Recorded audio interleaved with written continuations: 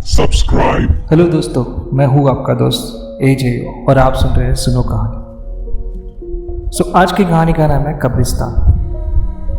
ये कहानी है एक बाप और दो बच्चों की। Without delay let's get started. Manohar का घर एक पुराने कब्रिस्तान के पीछे था। उसके घर की छत से वो कब्रिस्तान अच्छे से दिखता था।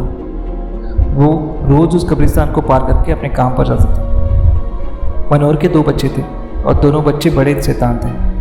बड़े बेटे का नाम रॉकी था और छोटे बेटे का नाम विकी था। एक बार गर्मियों की छुट्टी में रॉकी और विकी की बहन सोनिया भी आई हुई थी। तीनों मिलकर रात के लगभग 12 बजे तक रूम में ट्रूथ एंड डेयर खेल रहे थे। रॉकी सोनिया से पूछता है, तुम ट्रूथ लोगी या डेयर? सोनिया डेयर लेती है और पूछती है कि तुम लोग कुछ खतरनाक करने के लिए तो नहीं बोलोगे? रॉकी बोलता है, ये हुई ना बहुत, तो जाओ अब छत पे और घूम के आओ और छत पर रख के गमले में से फूल तोड़ कर लाना, तभी हम समझेंगे कि तुम छत पर आई हो।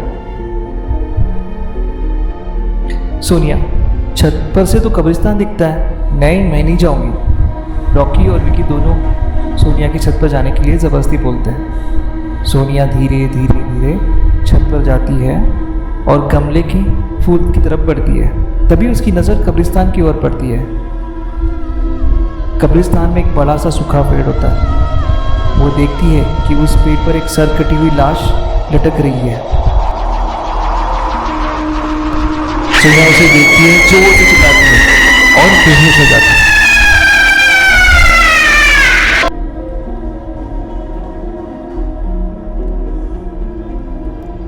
फिर जब सोनिया बहुत देर तक नीचे नहीं लौट के आती तो रॉकी और विक्की दोनों डर जाते हैं और छत पर जाकर देखते हैं तो पाते हैं कि सोनिया तो बेहोश पड़ी है। वो तुरंत मनोहर को बुलाते हैं और सारी बात बताते हैं।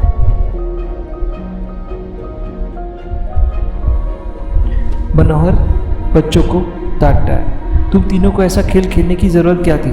और रॉकी, तुम तो जानते हो उस कब्रिस्तान के बारे में, कैसे कैसे खबरें आती हैं, फिर भी तुम सोनिया को रात में छत पर जाने के लिए क्यों भेजा? रॉकी, सॉरी डैड, मुझसे गलती होगी, हम आगे से ऐसा नहीं करेंगे। मनोहर, और फिर कभी दोबारा ऐसा काम किया ना तो तुम दोनों उसी कब्रिस्तान में छोड़ाऊंगा। अच्छा बेटी, ये बताओ तुमने वहाँ ऐसा क्या देख लिया जो तुम वहाँ बेहोश हो गई? सोनिया सहमी हुई हालत में मनोहर को सारी बात बताती है कि उसने क्या देखा। मनोहर ने उस कब्रिस्तान के बारे में ऐसी खबरें पहले भी सुनी हुई थी, इसलिए वो सोनिया को डांटता नहीं है और बच्चों को संभल कर रहने की सलाह देता है। एक दिन मनोहर को काम से छुट्टी मिलने में देर होती है और उस दिन उसे ऑटो भी नहीं मिलता। वो पैदल ही घर की ओर चलता है। इधर विक्की और रॉकी दोनों आपस में बात करते हैं। रॉकी विक्की को बोलता है, विक्की तुम्हें क्या लगता है सोनिया ने जो कहा वो सच है? मुझे तो नहीं लगता, वो सिर्फ बातें ही बना रही थी, शायद उसका भ्रम होगा। विक्की बोलता है, अरे नहीं भाई, तुमने उसकी हालत देखी नहीं है। यहाँ वो एक दिन भी रुकने को तैयार नहीं थी और मुझे लगता है सच में उसने कुछ देखा होगा। रॉकी, चलो हम ही कब्रिस्तान जाकर खुद ही देख लेते हैं। विक्की, अरे भाई तुम पागल तो नहीं हो गए? मुझे अपनी जान बहुत प्यारी है भाई, मैं कभी नहीं जाऊंगा और तुम भी मत जाओ।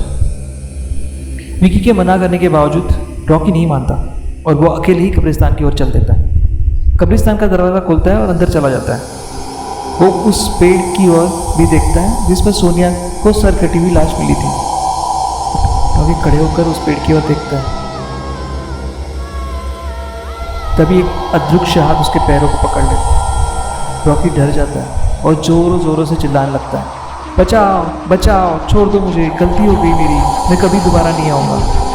दूसरे कोने पर एक कब्र होती है जो खुली हुई होती है, उसके ऊपर खून लगा हुआ होता है।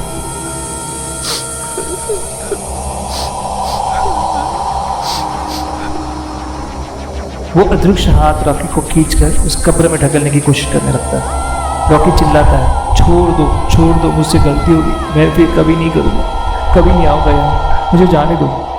मनोहर काम से पैदल घर पहुँचने वाला होता है तो वो कब्रिस्तान से गुजरता है तो उसे रॉकी की आवाज़ सुनाई देती है। मनोहर, ये तो रॉकी की आवाज़ है, ये तो कब्रिस्तान से आई थी, मुझे जाकर देखना चाहिए। मनोहर कब्रिस्तान में चारों ओर देखता है लेकिन रॉकी कहीं नहीं दिखाई देता। वो घर लौट कर आता है और विक्की से पूछता है, कहाँ है रॉकी? विक्की बोलता है, पापा मेरे बार बार मना करने के बावजूद भी रॉकी कब्रिस्तान में चला गया। वो जानना चाहता है कि सोनिया जो कह रही थी वो सच है या नहीं। मनोहर कहता है, विक्की से हमारे पास बिल्कुल समय नहीं जाओ मंदिर में जाओ, वहाँ पे शंख के अंदर जो जल रखा है जल्दी लेके आओ, हमें रॉकी को खोजने कब्रिस्तान जाना होगा। विकी वो जल लेकर आता है, मनोहर विकी कब्रिस्तान में जाते हैं। मनोहर जल छिड़कता है और उसे किसी के घसीटने की निशान दिखते हैं। वो समझ जाता है, फिर उस निशान का पीछा करते हुए उस कब्र तक पहुँच जाता है। मनोहर कब्र के आसपास वो जल छिड़कता है। कब्र से अजीब अजीब सी आवाज़ें आती हैं। विकी बहुत डर जाता है। मनोहर बोलते हैं, मुझे लगता है कि शापित प्रेम आत्माओं ने विकी को इस कब्र के अंदर कैद कर लिया, हमें जल्दी इसे निकालना होगा। तुम ये पवित्र जल आसपास छिड़कते रहो, इससे हमें वो प्रेत आत्माएं कोई नुकसान नहीं पहुँचाएगी। मैं कब्र को खोलने की कोशिश करता हूँ। मनोहर उस कब्र को खोलने की कोशिश करता है, बहुत कोशिश करता है। अंत में वो कब्र खुल जाती है। उसके अंदर रॉकी लगभग बेहोश पड़ा होता है। मनोहर रॉकी को लेकर हॉस्पिटल जाता है। उसकी हालत बहुत गंभीर होती है। कुछ दिन के बाद मनोहर उस घर को छोड़ के शहर के अंदर एक दूसरे घर में रहने चला जाता है।